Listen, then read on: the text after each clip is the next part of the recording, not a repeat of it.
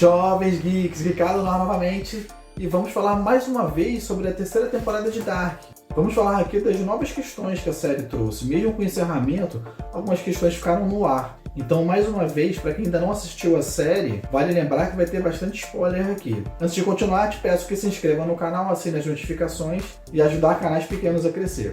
Antes de prosseguir, eu vou listar aqui as questões que a gente vai falar. A primeira delas é a solução que a Cláudia propôs. A segunda delas, eu não sei se vocês perceberam, mas eu pelo menos achei muito estranho a família Nielsen ter surgido na Vinden 2.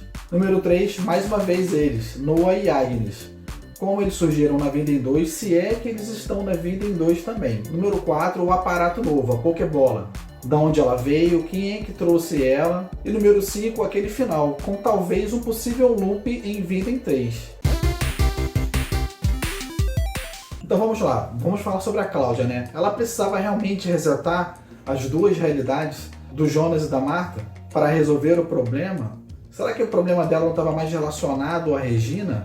Porque assim, tanto na Vinden 1 quanto na Vinden 2, vimos que os personagens que estão presos ao loop temporal não foram salvos. Os que foram salvos são apenas os que estão lá no final, entre alguns outros personagens que mesmo que não estejam ali naquela mesa, com a Catarina, com a Hannah, com aqueles personagens ali, o Voller, poucos personagens realmente sobreviveram, né? Entre as 4 famílias principais que nós conhecemos. Como nós vimos no decorrer da temporada, a matéria exótica criada por Tannhaus com a máquina dele para tentar trazer o filho dele de volta, criou aquelas duas realidades paralelas, a da Marta 2 e a do Jonas. Aquela energia no bunker onde Tannhaus estava trabalhando, que é o bunker do Helge inclusive, ela se apresenta ameaçadora, crescente na hora que ela surge, e possivelmente traz o apocalipse também pelas mãos de Tannhaus na Vinden original, na Vinden 3. Porém, o que é esse apocalipse? Como nós vimos na Vinden 1 e Vinden 2, o apocalipse ele é concentrado, ele é apenas naquela região de Vinden.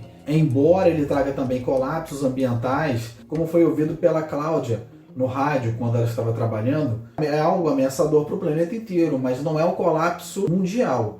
Ele é concentrado, assim como foi em Chernobyl. Os moradores da região ficam isolados, os que sobreviveram, né, que se abrigaram em algum lugar. Outros moradores de Vinden podem ter se abrigado em casa como o Jonas fez. Então eles não são os únicos sobreviventes de Vinden 1, ok? Tá, mas e a Regina nisso tudo? A Regina, como a gente já viu, ela morre na Vinden 1 e também morre na Vinden 2. Na Vinden 3, ela possivelmente, talvez a Cláudia saiba que ela não morra naquela realidade.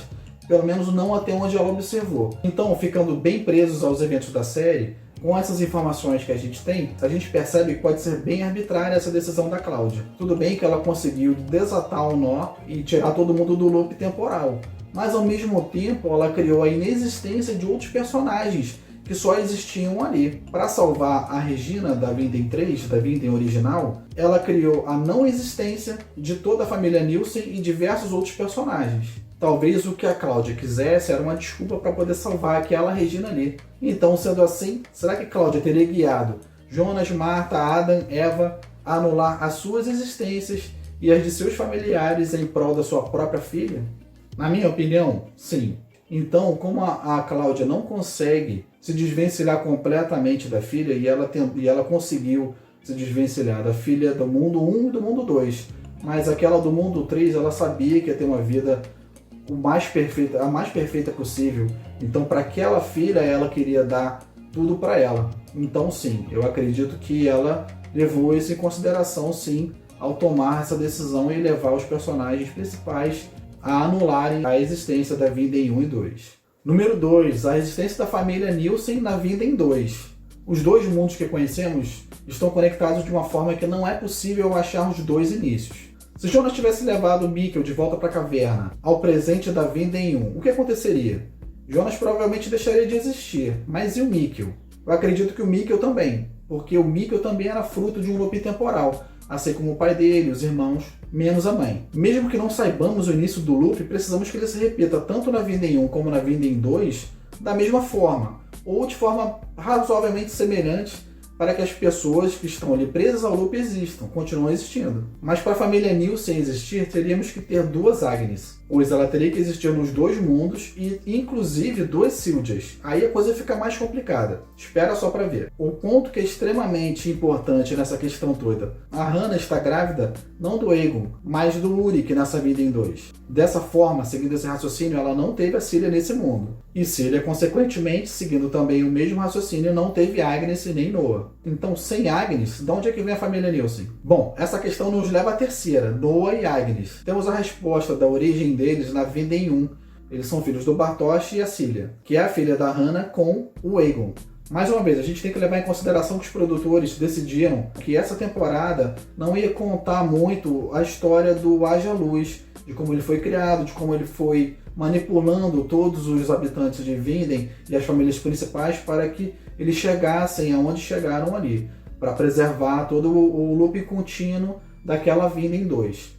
Mas não temos muitas informações da criação daquele grupo ali. Vemos ele apenas sendo formado lá no finalzinho, quando a Eva fala com todo mundo ali, inclusive uma surpresa ver o Aegon ali junto. Mas o que é muito estranho também é ver o Noah ali.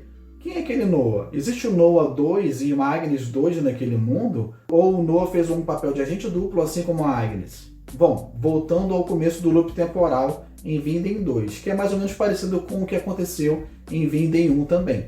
Nós vemos o Ulrich indo para o passado seguindo o Helg. Sabemos que o Helg sequestrou crianças ao longo do tempo para fazer os experimentos, mas não sabemos se o Noah atuou com ele. O Helg, pelo que parece, ele não é um tipo de personagem que toma decisões estratégicas, certo?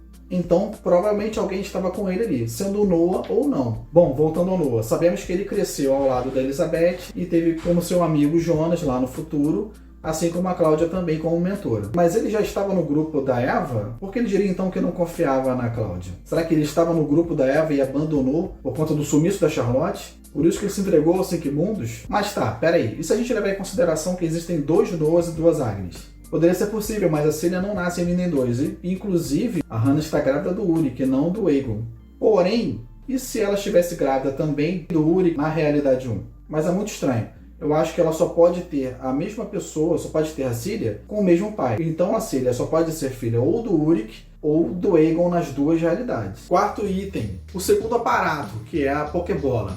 Acho que a gente viu o suficiente da Vinden 2 para ter certeza de que ela não é de lá. Uma vez que o aparato 1 da Vinden 1 foi criado por Tannhaus para viagens no tempo, com a ajuda da Cláudia e do Jonas. Não me parece ter acontecido o equivalente com esse aparato 2 na Vinden 2, até porque a ajuda do Jonas o Tannhaus não teve, só a da Cláudia. Então, será que uma máquina de viagem dimensional teria sido criada por Tannhaus nessa realidade, na Vinden 2? Bom, isso não ficou muito claro pra gente. Podemos imaginar que o Tannhaus tenha passado mais ou menos pelo mesmo arco que o Tannhaus da Vinden 1. Tannhaus da Vinden 2 com o Tannhaus da Vinden 1. Pois os dois criaram a Charlotte como neta, tiveram sua participação na criação da máquina, do aparato, seja ele qual for. Porém, na minha opinião, como eu falei anteriormente, a gente não viu os desdobramentos do apocalipse da Vinden 3 e da tecnologia que pode ter sido aproveitada a partir daí lá naquela realidade. Assim como também isso acontece na Vinden 1 e 2. Como eu falei anteriormente, eu acredito que a Vinden 3 não colapsou completamente, o mundo não colapsou, apenas a Vinden. De fato, a cidade ela entrou em colapso, ela teve o apocalipse dela. Então é bem provável que o que restou daquela tecnologia na Vinden 3 aquela sim possa ter sido aprimorada para aquela maquininha, para a Pokébola. Então, para mim é muito mais fácil acreditar que uma Cláudia daquela realidade, ela possivelmente teve contato com essa tecnologia em alguma fase da vida dela, talvez a Cláudia velha, e aí trouxe essa tecnologia para a Cláudia nova daquela realidade. E essa Cláudia mais nova teve contato ou com a Cláudia da Vinden 2, ou talvez aquela Cláudia, que é a Cláudia da Vinden 1, seja ela. Como eu falei, essa é a minha teoria. O que vocês acharam? Muito viajado? Coloquem nos comentários aí. E número 5, o loop em Vinden 3. Um possível loop em Vinden 3. Quando Martha e Jonas passam pela brecha do tempo, né? O Jonas e a Martha se deparam com eles mesmos mais novos. O Jonas dentro do porão e a Martha dentro do armário. Antes deles pegarem a terceira via. Se Martha e Jonas se viram nessa brecha temporal, quer dizer que mesmo que a gente desconhecesse esse evento, ele já aconteceu antes, inclusive com a Martha e o Jonas que nós conhecemos, da vida em 1 e 2. Esse foi para eles com certeza um déjà vu. E déjà vu a gente sabe como é que funciona em Dark, né? É um prenúncio de um erro na Matrix, como eles mesmos dizem, e é algo que está correlacionado com certeza a eventos dentro da própria trama da série. Esse pode ser um indício de que isso tenha acontecido mais vezes sim.